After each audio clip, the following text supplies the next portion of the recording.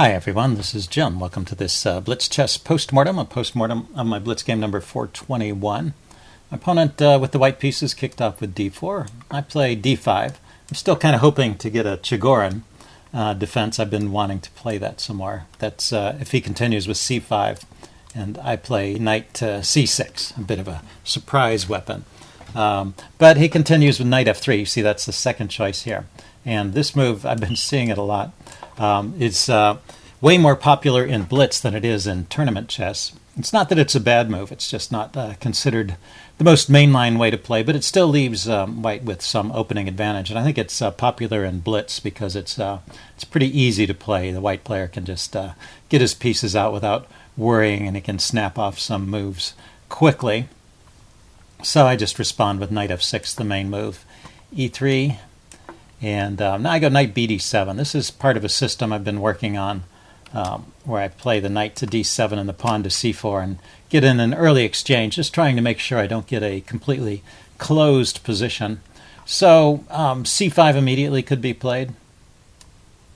Let's see, what are the top choices? e6 and c5 are the top choices here. But at knight bd7, e is not that bad.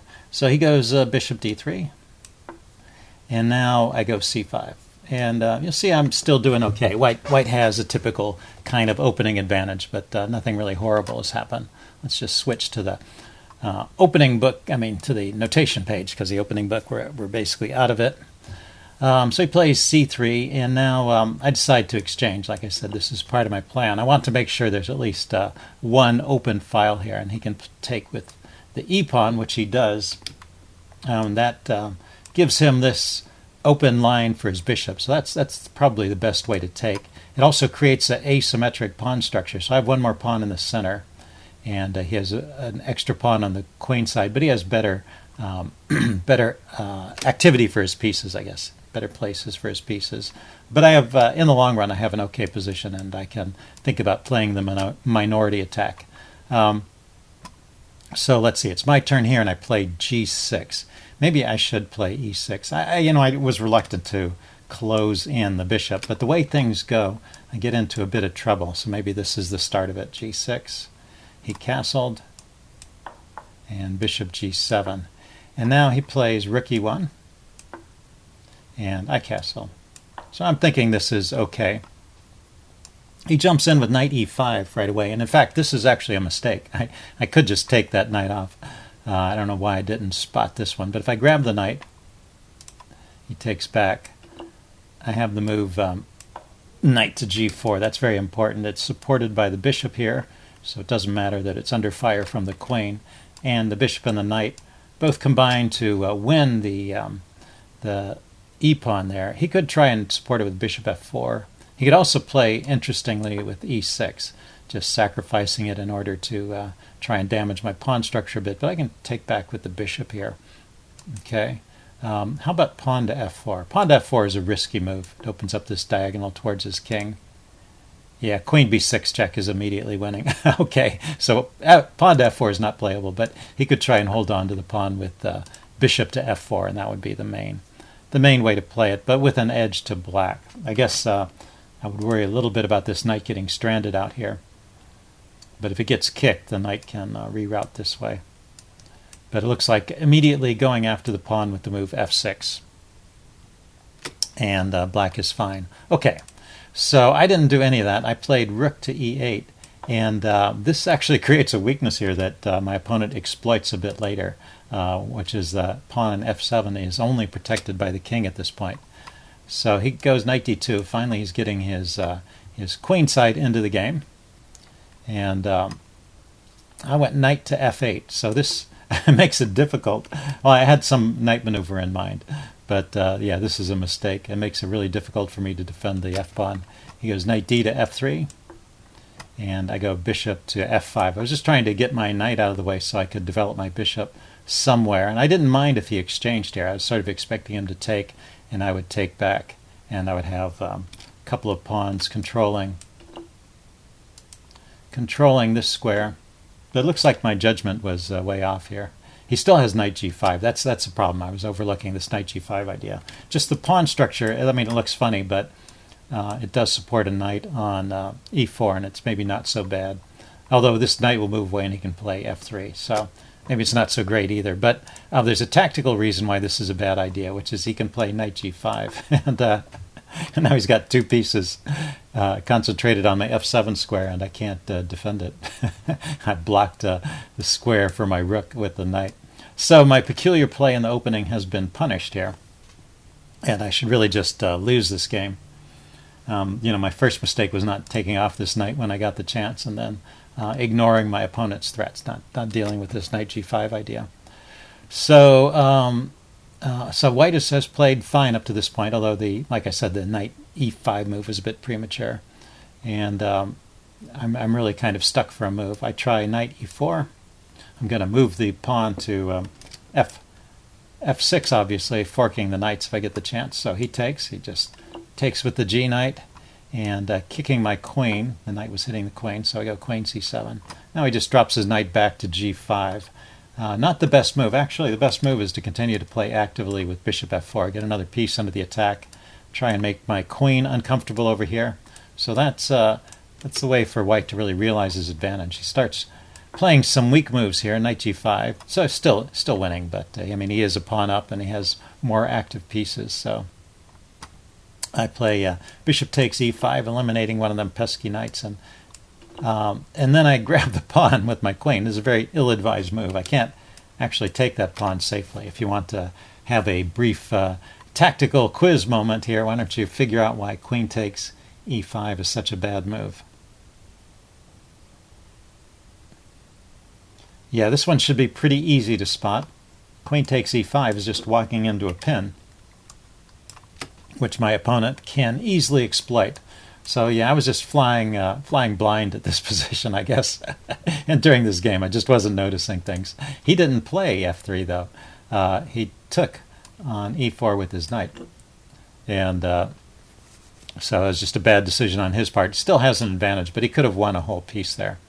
So I took back with the d pawn, and now he spots this f3 idea, and I just get my queen out of the line of the rook, and he grabs a pawn. So in spite of not playing the best possible move there, he still has the advantage. And it's just that he could have been easily winning, and now it's a struggle. The game is not yet over. So my bishop is under attack. I have to drop back to e6, and somewhere along here he throws in an actual blunder. Bishop h6, I guess this is okay. Just targeting my knight, but he had better. Let's see. To keep the edge here, bishop e3 is a better move. Bishop c2. Bishop c2, just exchanging queens is probably a good idea. Bishop c2, and the queens are in contact. And if the queens come off, then he's just got a pawn up. Is that right? No, actually, yeah, no, he's still a pawn up. He has 3 pawns and 2 on this side of the board. Momentarily, I was miscounting there. So this bishop h6 move is not the best move here, but still keeping an edge. He's still a pawn up. I bring my a rook over to the d file, and I am putting pressure on the bishop here. I'm going to just take it if he allows me to. So he needs to defend the bishop, and he should play a move like rook e2 or rook e3. So rook e3, I understand, that defends the bishop directly.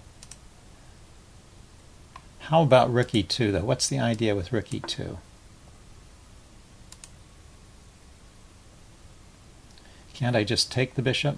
I know what the problem is. If I take the bishop, he brings his rook over to d2. So let's put this on the board. Queen takes bishop, rook d2, and the queen has to get out of the way, and the queen can't drop back to a square that defends this rook. So this actually loses the exchange. Say the queen goes here, he's just grabbing the rook. So so that's a way of defending. He can defend the bishop in 2 different ways, with either rook e3 or rook e2. But instead he played bishop to c2, and that's a, let's erase this line. Bishop to c2 is what he played, and that is the losing move here. So there's a tactic I have after he plays bishop c2. Another one that's not too hard to see, so why don't you check it out, see if you can spot the tactic here. Okay, I'm going to give the answer away here. He played bishop c2. and I have the move queen b6 check. It's the only move. You can see that queen b6 check gives the advantage to black, and other moves white keeps the edge. But one move is all you need.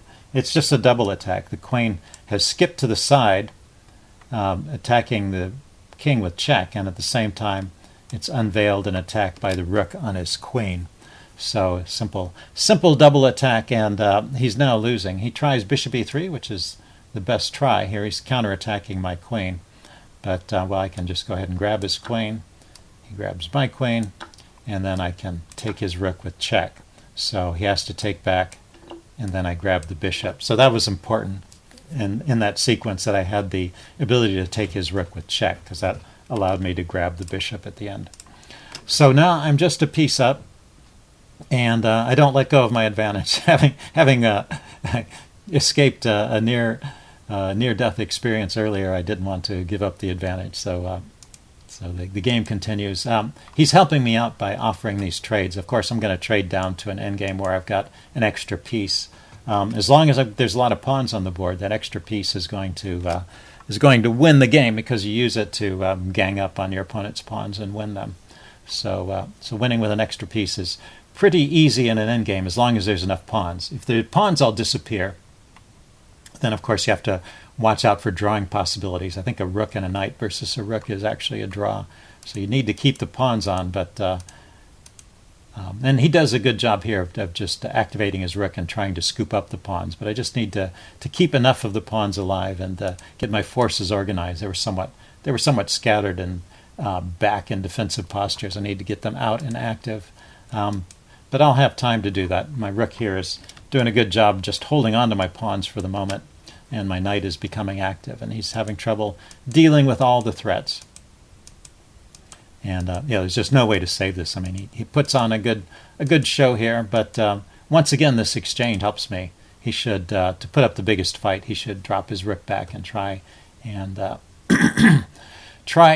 continue to try to exchange pawns. If he can get rid of enough of my pawns, he can get into kind of a drawish position, but he needs to keep the pieces on. Anyway, so he took my rook, and now this is very easy. I wander around a bit. I want to round up this pawn, which he can't save. His king is too far away. And then he tries to get active with his king, which is a good idea in general, but it's all locked up now, and he has no more pawn moves, so his king is going to be forced to move. So there's no way he can stop my pawns from coming forward. In fact, I'm even controlling the square in front of the pawn, but even if he were to manage to get a blockade going, I can just waste a move with the knight, and he has to move back anyway. So there's no way for him to stop the pawns, and an easy win would ensue. So he resigned at this point. So that's it for this postmortem. Hope you guys enjoyed it. Leave any comments you have in the section below, and I will see you again soon. Bye.